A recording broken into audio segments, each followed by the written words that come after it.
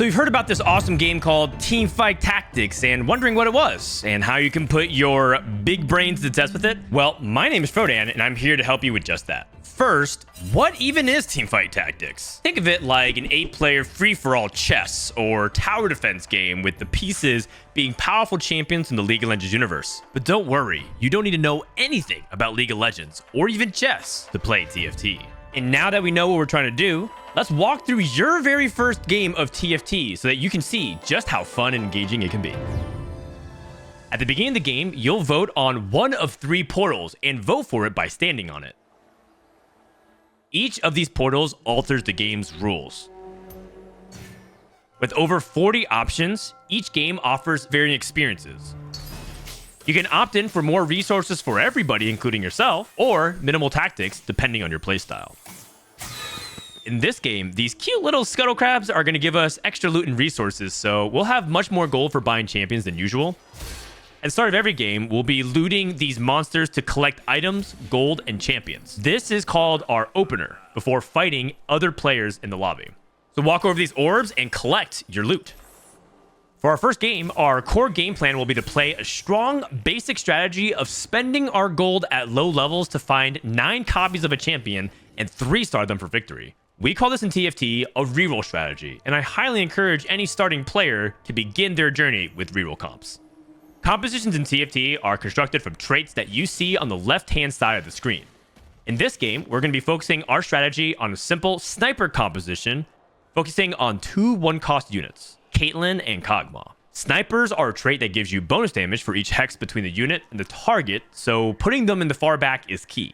Kog'Maw also has another trait called Mythic, which gives all Mythic units bonus stats. So this gives us a reason to also look for Cho'Gath, a Mythic Behemoth tank. By finding Malphite who shares the defensive Behemoth trait with Cho'Gath, we put together a nice, well-rounded team of snipers and behemoths.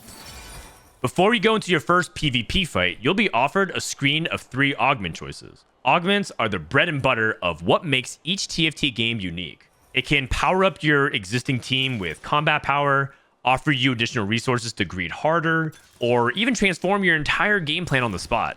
Below each augment, you'll see the option to reroll the augment if you don't like it. There are hundreds of augments in the game, ranging from straightforward, powerful choices to clever and unique abilities that only work if you're playing that 1 in 100 game. Augments are what truly gives TFT that infinite replayability because you never know what that next augment holds. In this case, let's take the Mythic Crest because we know we want to play around the Mythic trait and turn any champion into a Mythic unit.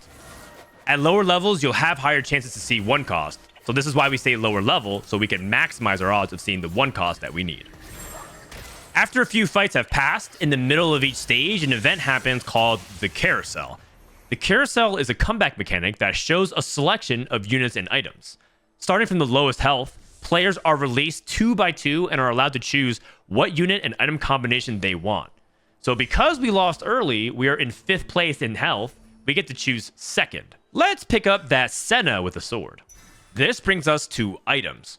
Items are the key core of how you multiply the effectiveness of our units. A high-level champion with no items is like going into a raid with no gear. So make sure to dress for success and itemize your tanks and carries, aka your defensive and offensive superstars. Our core items are made up by combining 2 of any components, and they're divided into 3 categories: physical, magical, and defensive items. For now, let's focus on physical versus magic damage. In TFT, we call physical damage AD, which is short for attack damage, and magic damage AP for ability power. For snipers, we'll have a mix of physical and magic damage, or AD and AP, because we want to set up a double threat. However, in the future, for other comps, you'll likely want similar types of damage so you can have consistent results for streamlined success.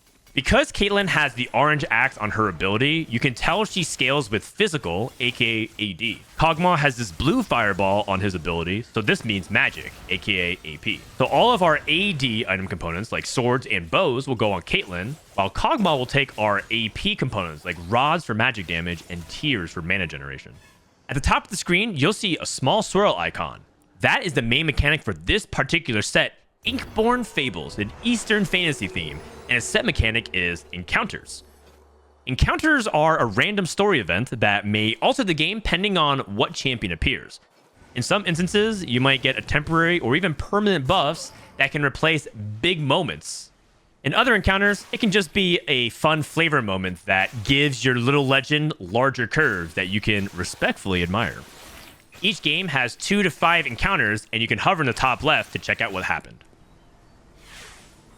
You may have noticed by now that we're not spending our gold for a long time. We're almost at 70 plus gold now. This is because TFT rewards you for one of the most OP mechanics ever invented by humanity and is still prevalent in modern society: compound interest. For each 10 gold you save, you get an additional gold up to 5 interest or 50 gold per turn. So saving helps you save more and allows you to generate more income than other players who are spending their gold to level or roll early. So because we're capped at 50 gold for interest gains, we will roll down to 50 every turn to look for our 1-cause units. Then we let our natural income combine with the interest and roll our excess gold. Just like in life, if we try to do this on an empty bank account, you're going to struggle, most likely not hit, and be far behind everybody else. Stage 4 is already the beginning of the end game, so let's go ahead and roll for Malphite 3, Kog'Maw 3, and Caitlyn 3 and push levels. The maximum tier of a unit is 3 stars, which is acquired by getting 3 2-star champions, or in other words, 9 copies. Oftentimes, in a game of TFT, you can't always get what you want.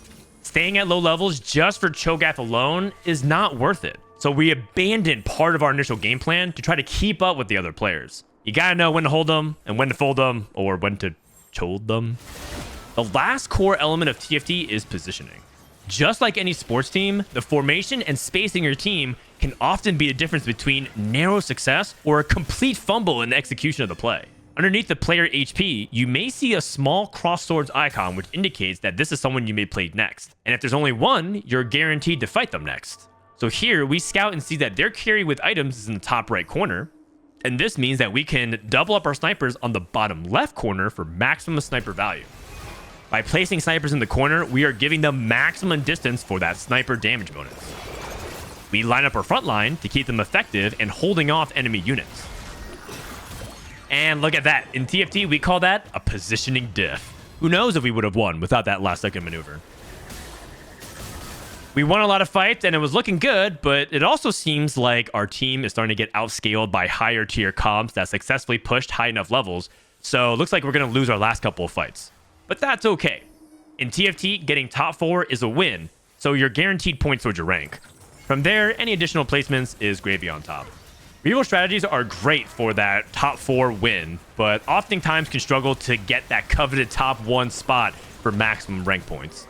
But that's a fight for another day. And there you have it, our first dub in the books. And we didn't need to know a thing about League of Legends or anything to do it.